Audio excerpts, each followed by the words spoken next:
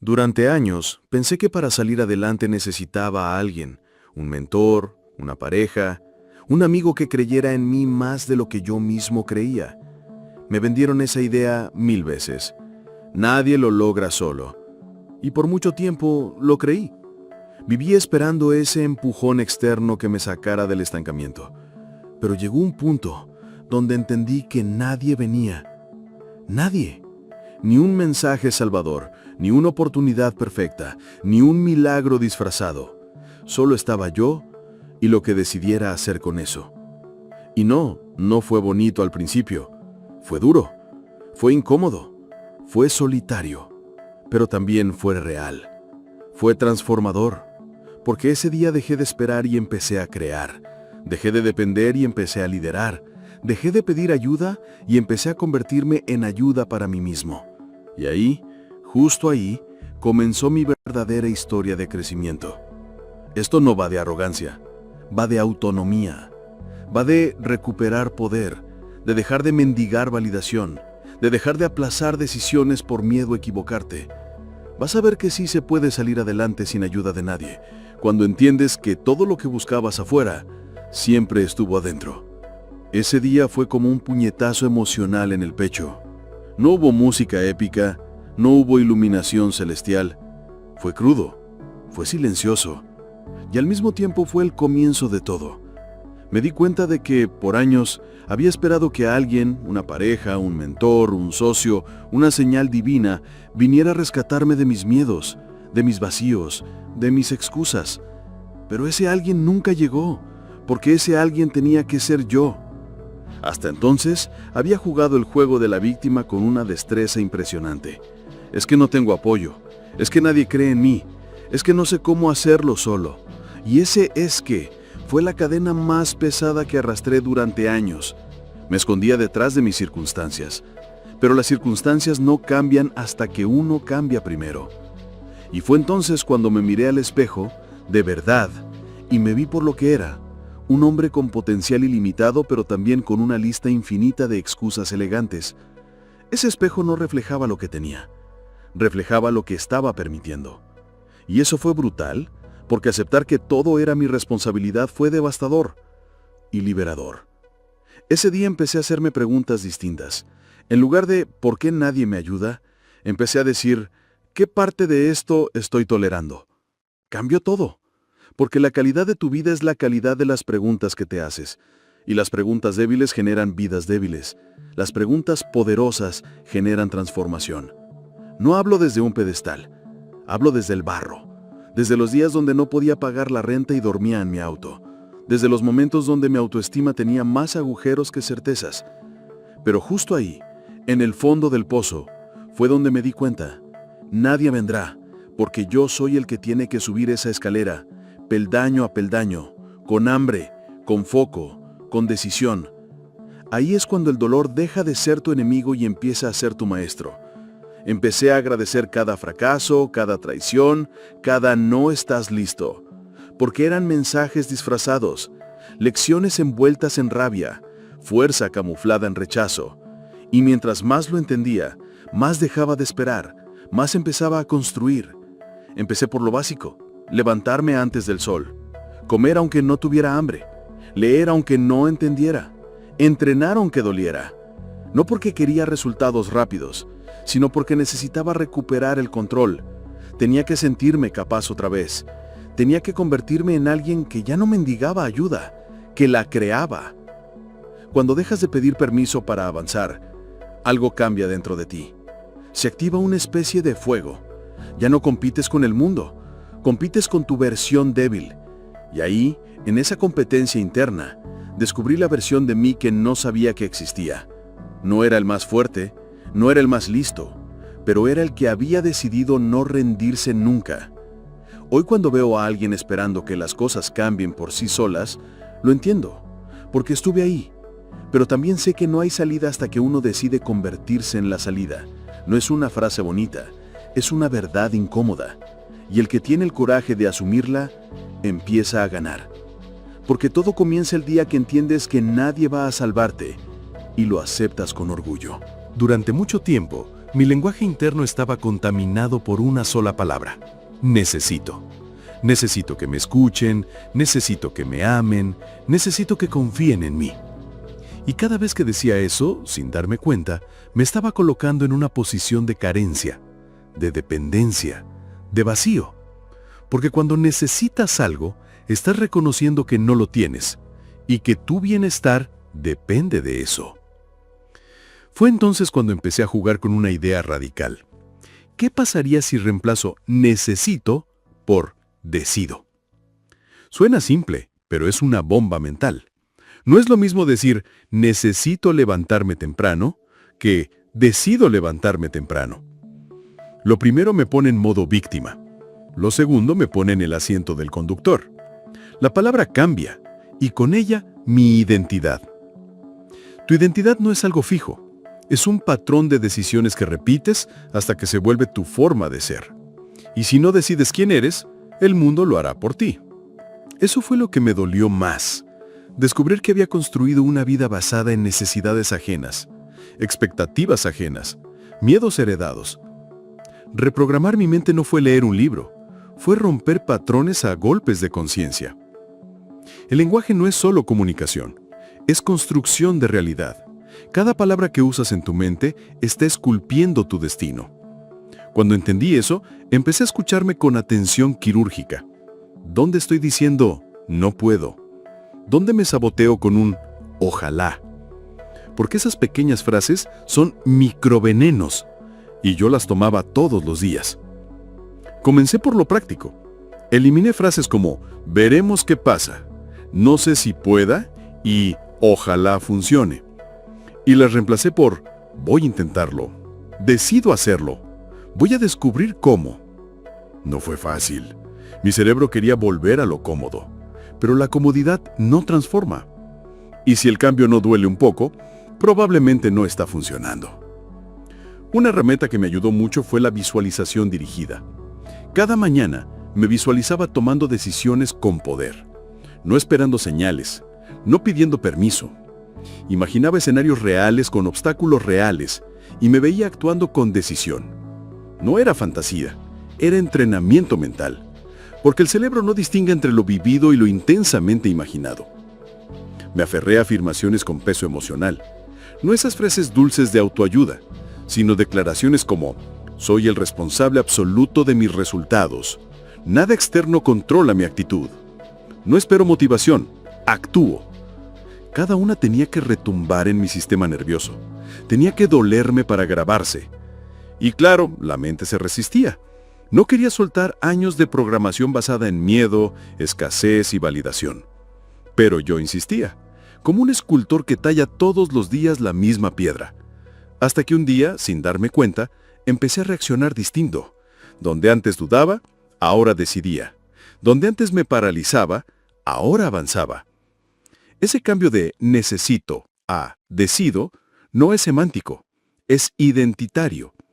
Es la diferencia entre vivir dependiendo o vivir liderando. Y esa transformación mental fue la base para todo lo que vino después. Hay decisiones que cambian tu día. Y hay decisiones que cambian tu vida. Las radicales son esas que dan miedo, que sacuden tus cimientos, que te hacen temblar las piernas. Pero también son las únicas que te hacen evolucionar de verdad. No hablo de decisiones impulsivas, hablo de esas elecciones conscientes que rompen con la versión débil de ti mismo, las que no admiten retorno, las que queman los barcos. Recuerdo cuando decidí dejar relaciones que me drenaban. No fue elegante, no fue pacífico, fue incómodo, doloroso, desordenado, pero necesario, porque seguir ahí era como tomar veneno emocional todos los días con una sonrisa. ¿Y sabes qué descubrí? Que muchas veces mantenemos lo que nos destruye, solo porque es familiar. Las decisiones radicales siempre duelen, pero es un dolor quirúrgico, no mata, limpia. Y en ese proceso te das cuenta de cuántas cosas tolerabas por miedo a incomodar, cuántas veces te callaste por no perder, cuántas veces traicionaste tu verdad por evitar el conflicto, hasta que el precio de seguir igual se vuelve más alto que el miedo al cambio. Una vez decidí invertir en un programa de desarrollo personal cuando no tenía dinero ni para comer bien. ¿Loco? Puede ser, Pero era eso o seguir sobreviviendo. Prefería apostar por mí que seguir apostando por la excusa. Esa decisión me cambió, porque fue una declaración interna. Confío más en mi futuro que en mi pasado. Y ese salto me obligó a crecer más rápido de lo que creía posible. La mayoría de la gente quiere mejorar sin incomodarse, pero eso no existe. La mejora real exige pérdida, perder comodidad, perder relaciones, perder rutinas que te mantenían tibio. Y ahí es donde muchos se bajan del tren, porque el precio de ser uno mismo es alto, pero el de no serlo es mucho peor. Tomar decisiones radicales también significa dejar atrás tu identidad anterior. Ya no puedes jugar a ser víctima. Ya no puedes decir, es que yo soy así. No, porque ahora decidiste ser distinto. Y eso exige coherencia. No perfecta, pero sí comprometida. Porque si vuelves atrás, el dolor se duplica. Te fallas a ti mismo y lo sabes. Las decisiones radicales te obligan a crecer antes de estar listo. No te dan tiempo para dudar. Te empujan al borde y ahí descubres alas que ni sabías que tenías. Es el famoso hazlo con miedo, porque el coraje no es ausencia de miedo, es actuar a pesar de él. Y cada vez que lo haces, tu autoconfianza se eleva brutalmente. La gente me dice, Tony, pero ¿y si me equivoco? Y yo les respondo, prefiero equivocarme actuando que estar en lo correcto paralizado, porque el error se corrige, pero la inacción se acumula y se convierte en un estilo de vida, uno que no quiero, uno que no acepto, uno que destruye lentamente. Tomar decisiones radicales no es un acto de rebeldía, es un acto de amor propio. Es decirte a ti mismo, merezco más y me lo voy a dar, aunque duela. Y cuando lo haces, tu energía cambia, tu entorno cambia, tu destino cambia, porque cambias tú. Y ese tipo de cambio no tiene marcha atrás. Cuando estás solo, todo duele más. Las dudas hacen más ruido. Los miedos parecen más reales. Y el deseo de rendirse se convierte en una voz persistente. Pero también es en esa soledad donde se templa el carácter, donde te descubres, donde te formas. Y ahí es donde las rutinas dejan de ser hábitos y se convierten en anclas para no naufragar. Empecé con lo mínimo. Un vaso de agua al despertar. Silencio de 10 minutos. Respiración consciente. No lo hacía por moda. Lo hacía porque necesitaba recordar que yo tenía el control de algo. Aunque todo a mi alrededor fuera caos, esa pequeña decisión era mía. Y eso, cuando estás solo, vale oro. Luego vino el cuerpo. No tenía gimnasio, no tenía equipo. Tenía un suelo, y con eso bastó. Flexiones, sentadillas, planchas. No por estética, sino por disciplina. Porque cuando entrenas tu cuerpo sin testigos, estás entrenando tu alma. Estás construyendo el músculo más importante, tu voluntad. La lectura fue otra arma. Me metí en libros como si fueran refugios. Robbins, Viktor Frankl, Napoleon Hill, Jim Rohn. No leía por placer, leía por necesidad. Cada página era una conversación con alguien más sabio que yo. Cada frase me devolvía un poco de fuerza cuando no me quedaba nada. Y esas palabras fueron, muchas veces, mi única compañía.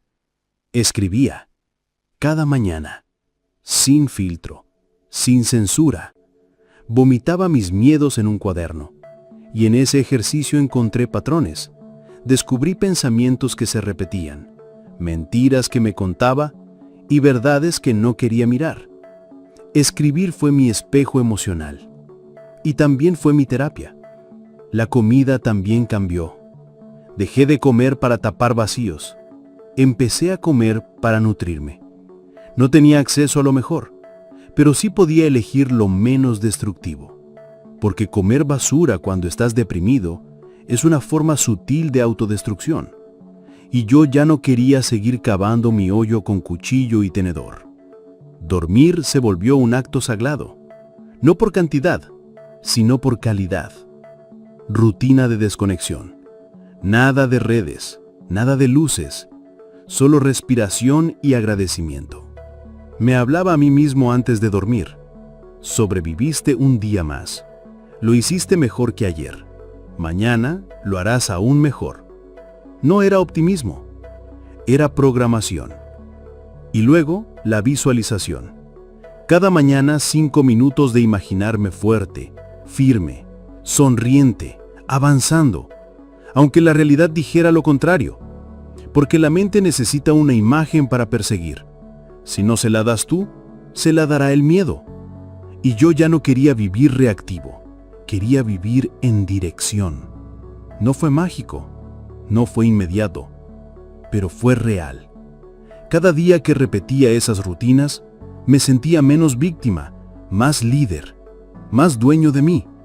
Porque cuando nadie te ve y aún así lo haces, te conviertes en alguien que se respeta a sí mismo. Y eso no tiene precio. Estas rutinas no cambiaron mi entorno de inmediato, pero cambiaron mi forma de estar en él. Y eso lo cambia todo.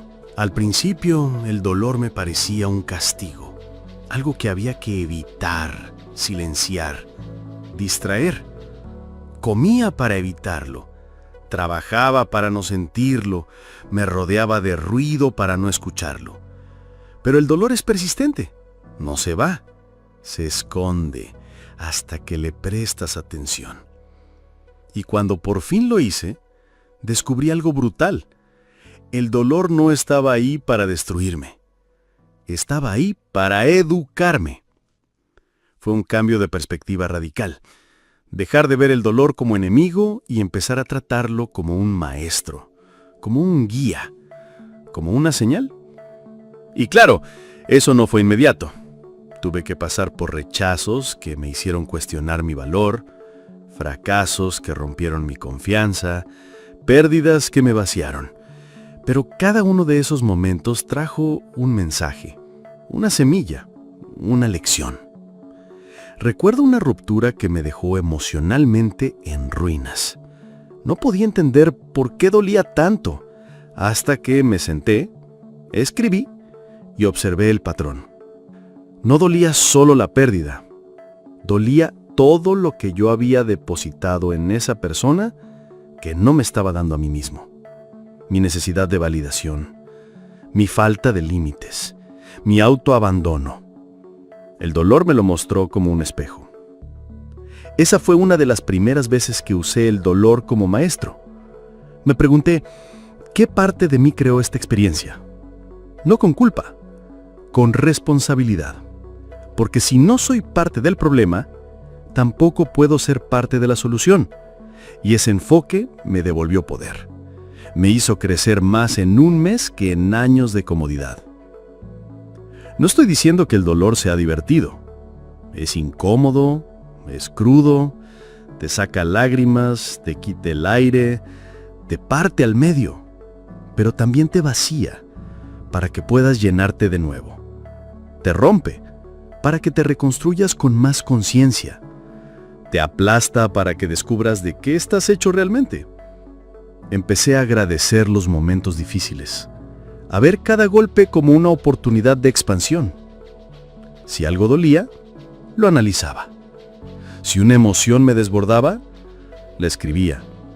Si una situación me irritaba, la usaba como mapa para entender qué parte de mí todavía reaccionaba desde el miedo. El dolor se volvió una brújula. A veces, la vida no te da lo que quieres, te da lo que necesitas. Y lo que necesitas muchas veces duele. Pero si estás dispuesto a sentir sin juzgar, a escuchar sin reaccionar, a observar sin culpar, el dolor se convierte en sabiduría. Y la sabiduría no te la pueden quitar. Nadie. Nunca. Hoy, cuando algo me duele, ya no huyo. Me detengo. Me pregunto, ¿qué me estás enseñando? ¿Qué parte de mí se está revelando? Porque sé que si lo atravieso con coraje, saldré de ahí con más claridad, con más fuerza, con más dirección. Y eso vale más que 1000 motivaciones. El dolor dejó de ser un peso. Se volvió una herramienta. Y cada vez que aparece, lo recibo como se recibe un viejo maestro que sabe más que yo, pero que confía en que puedo aprender. Eliminar la dependencia emocional no fue un acto de frialdad. Fue un acto de amor. Amor propio primero. Amor consciente después. Porque por mucho tiempo confundí amar con necesitar. Y claro, cuando necesitas, ya no estás eligiendo. Estás sobreviviendo, aferrándote. Y ese tipo de vínculo no construye, consume. Tuve que romper muchos mitos dentro de mí. La idea de que estar solo era un fracaso. Que pedir espacio era egoísta. Que quien te ama tiene que entenderte sin explicaciones. Todo eso, basura emocional disfrazada de romanticismo. Y me costó relaciones, amigos, oportunidades. Pero sobre todo, me costó perderme a mí. Empezar a sanar esa dependencia fue brutal, porque implicaba reconocer que había construido gran parte de mi identidad alrededor del otro, y sin ese otro no sabía quién era. Entonces me pregunté, ¿qué pasaría si soy suficiente, incluso sin aprobación, sin compañía, sin aplausos? Y fue ahí donde empezó la verdadera libertad. No estoy hablando de aislamiento, estoy hablando de autonomía emocional. De saber que puedo compartir mi vida sin entregarla por completo, de aprender a dar sin vaciarme, de amar sin suplicar. Porque una cosa es compartir tu camino y otra es arrastrarte por el de alguien más. Me ayudó mucho establecer rituales de reconexión personal, caminar solo, viajar solo, tomar decisiones pequeñas sin consultar a nadie, no porque quisiera alejarme del mundo, sino porque necesitaba escuchar mi voz sin interferencias. Y descubrí que estaba ahí, que siempre había estado, solo que la tenía tapada de ruido ajeno. También tuve que observar mis relaciones con lupa. ¿A quién le hablaba por miedo a su ausencia? ¿A quién toleraba solo para no sentirme solo? ¿A quién idealizaba para no mirar mis propias sombras? Y cuando empecé a responder con honestidad, muchas máscaras cayeron. De los demás y mías. Eliminar la dependencia emocional no te vuelve insensible, te vuelve íntegro, porque ya no das por escasez, sino por abundancia. Ya no buscas que te completen, buscas compartir desde la plenitud.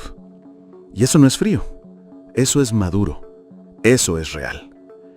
Y claro, dolió, porque cuando dejas de depender, muchas personas se van. No porque no te amen, sino porque estaban más enamoradas de tu carencia que de tu esencia. Y perderlas duele, pero es necesario. Porque si para mantener a alguien tienes que traicionarte, el precio es demasiado alto.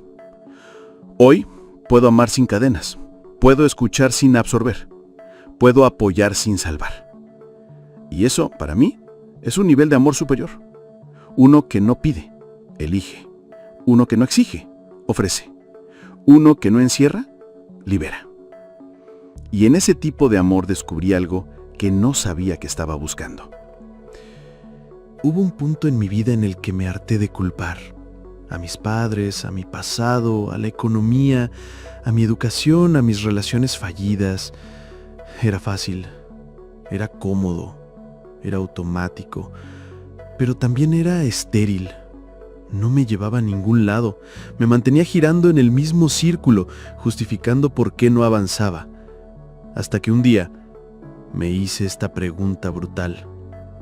¿Y si todo lo que me pasa es responsabilidad mía? La mente, por supuesto, se resistió. Pero eso es injusto, gritaba. Hay cosas que no dependen de mí. Y sí, hay cosas que escapan a nuestro control. Pero la interpretación, la respuesta, la actitud, eso siempre está en nuestras manos. Y fue cuando asumí eso al 100% que mi vida dejó de sentirse como una jaula y empezó a parecerse a un campo de entrenamiento. Asumir responsabilidad no es autoflagelarse, es empoderarse. Es decir, si esto depende de mí, entonces puedo cambiarlo. Si yo lo creé, también puedo transformarlo. Y esa sensación, aunque incomode al principio, se convierte en un placer adictivo, porque deja de importarte lo que no puedes controlar y te obsesionas con lo que sí puedes. Fue en ese momento que redefiní mi relación con el fracaso.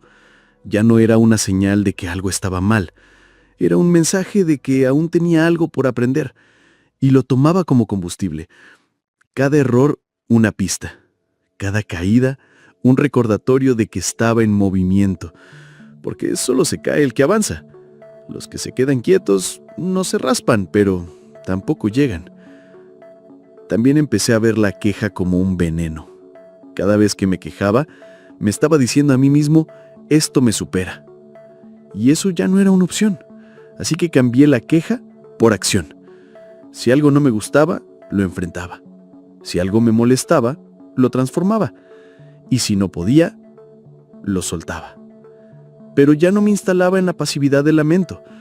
Lo más increíble es que al asumir toda la responsabilidad, también desapareció la ansiedad. Porque ya no estaba esperando que el mundo cambiara. Ya no dependía de que alguien actuara diferente. El foco estaba en mí. Y eso, aunque parezca contradictorio, trae paz. Mucha paz. Es como si de repente la vida te entregara el control remoto. Ya no estás viendo el programa que te imponen. Estás eligiendo qué historia protagonizas. Y sí, eso implica tomar decisiones difíciles, tener conversaciones incómodas, ponerte en riesgo, pero también te da una sensación interna de poder que ninguna excusa puede igualar. Ese placer de ser el arquitecto de tu propia vida no te lo puede dar nadie, porque no depende de aplausos, ni de likes, ni de reconocimiento. Depende solo de ti. Y cuando te das cuenta de eso, la soledad ya no asusta. La incertidumbre ya no paraliza, porque sabes que pase lo que pase, tú vas a estar ahí, firme, decidido, presente. Y así es como, sin darte cuenta, te conviertes en alguien que ya no necesita ayuda para avanzar, porque aprendiste a construir desde adentro. Si algo de todo esto resonó contigo, grábate esta frase. Nadie va a salvarme, y eso no es una tragedia, es mi mayor libertad. Porque el día que decides hacerte cargo, todo cambia. Ya no vives esperando, vives actuando.